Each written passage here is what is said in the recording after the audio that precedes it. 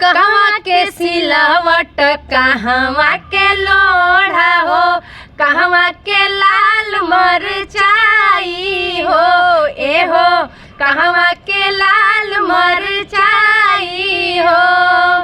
आरा के सिलावट छपरा के लोढ़ा हो, यूपी के लाल मरचाई हो, ए हो यूपी के लाल मरचाई हो। लाल मरचाई हला होल के पिसाई हो, समधि के चूतर पछपाई हो, ए हो समधि के चूतर पछपाई हो। जबे छपाई उनका बड़े पर पराई हो, भगिए त भगलो न जाई हो, ए हो भगिए त भगलो